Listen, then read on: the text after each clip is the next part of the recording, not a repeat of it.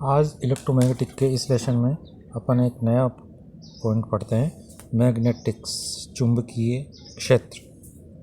बहुत पहले विद्युत और चुंबकीय की भौतिकी की अलग अलग शाखाएं मानी जाती थी, लेकिन बाद में ओरस्टेड ने खोज करके ये बताया कि किसी चालक में जब धारा प्रवाहित की जाती है तो उसके समीप स्थित चुंबकीय सुई विक्षेपित होती है, यानी धारा के कारण एक क्षेत्र उत्पन्न होता है। इस प्रभाव को धारा का चुंबकीय प्रभाव कहते हैं। जिस प्रकार किसी निर्देश तंत्र में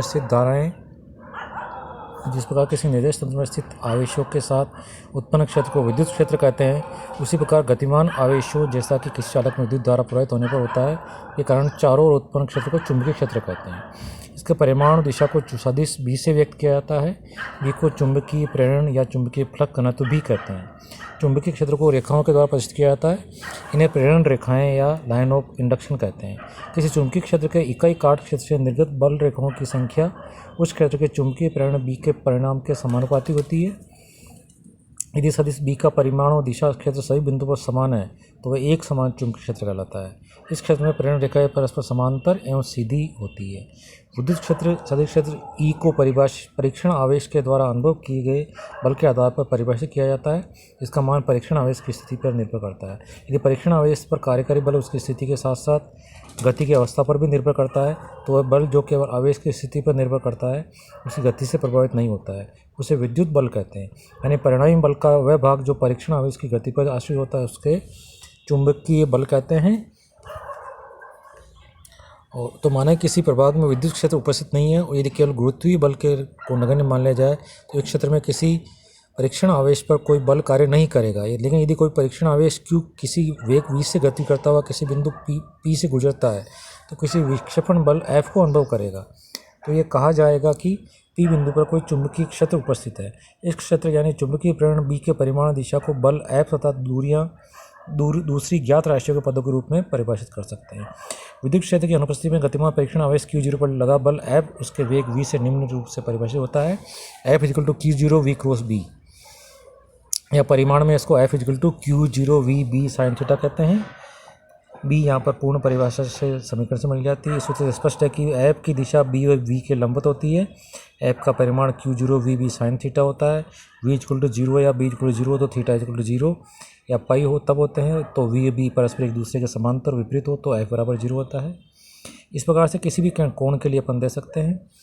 और यदि परीक्षण आवेश Q0 का वेग v चुंबकीय क्षेत्र B के लंबवत होता है तो परिमाण अधिकतम होता है, उस Q0 v B कहलाएगा फोर्स। तो इस प्रकार से अपन B डिफाइन कर सकते हैं F/Q0 v। Q0 1 हो कूलाम और v 1 हो तो इससे अपन डिफाइन कर सकते हैं B का मान। किसी चुंबकीय क्षेत्र के लंबवत 1 कूलाम का आवेश 1 मीटर पर सेकंड वेग से गतिमान यदि कोई चार्ज करता है तो आवेश पर कार्यरत चुंबकीय बल चुंबकीय क्षेत्र की तीव्रता के परिमाण के समानुपाती होता है। इस प्रकार से अपन स्टैटिक मैग्नेटिक फील्ड के लिए भी अपन ये डिफाइन कर सकते हैं कि F = चूँकि Q0 v B यदि कोई सर्कुलर मोशन होता है तो mv²/r के रूप में डिफाइन करते हैं, तो इससे अपन r भी मालूम कर सकते हैं mv/Q0 b के रूप में। इसी प्रकार से अपन कहें कि यदि कोई इलेक्ट्रिक फील्ड भी लग रहा है, मैग्नेटिक फील्ड भी लग रहा है किसी बिंदु पर, तो उस केस में परिणामी बल F = Q0 E + V cross B के रूप में कहलाएगा। इसको लोरेंट्ज़ बल कहते हैं। तो यह सूक्ष्म मैक्रोस्कोपिक होता है, सूक्ष्म स्तरीय होता है। प्रत्येक आवेश वाहक पर इस बल के मान से चालक पर लगने वाले स्थूल स्तरीय बल की गणना की जा सकती है। B का मात्रक MKS में वेबर/मीटर² होता है। टेस्ला भी कहते हैं, न्यूटन/एम्पीयर/मीटर² भी, न्यूटन/एम्पीयर/मीटर भी होता है। इसको ही परिभाषित कर सकते हैं टेस्ला को, ठीक है। इस प्रकार से चुंबकीय क्षेत्र का रेखा समाकलन और चुंबकीय वाहक बल के बारे में अपन इसमें स्टडी कर सकते हैं। देखिए आपको स्लाइड दे रखी है सब, आप इनको समझना। अब आते हैं अपन एम्पीयर के नियम पर। एम्पीयर का नियम के अनुसार किसी बंद पथ के अनुदिश चुंबकीय क्षेत्र का रेखा समाकलन यानी परिसंचरण बंद पथ द्वारा परिबद्ध क्षेत्रफल को पार करने वाले विद्युत धाराओं के बीजगणितीय योग एल्जेब्रिक सम तथा μ0 के गुणनफल के बराबर होता है। म्यू की माध्यम की पारगम्यता कहलाती है। Integration B.dl = μ ∑i। इस प्रकार से यदि अपन ये लाइन ऑफ फोर्स को कंसिडर करें तो इस प्रकार से μ0 डिफरेंट जो करंट बह रही है उस करंट को अपन डायरेक्शन के अनुसार प्लस माइनस ले सकते हैं। यदि बंद पथ ले लें तो उसके परिबद्ध क्षेत्रफल S है, तो यदि किसी बंद पथ द्वारा परिबद्ध क्षेत्रफल से कोई धारा नहीं गुजरती है तो परिसंचरण का मान शून्य होता है, यानी integral B dot D L equal to 0। तो यदि B को अपन H में चेंज कर दें तो हो जाएगा integral H dot D L equal to summation I।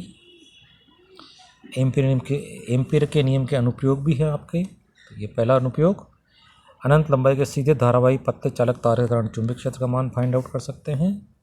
देखिए ये निकाल रखा, B equal to μ0.4 2I upon R। इस बात से लंबे और सीधे बेलनाकार धारावाही मोटे चालक के कारण चुंबकीय क्षेत्र फाइंड आउट कर सकते हैं।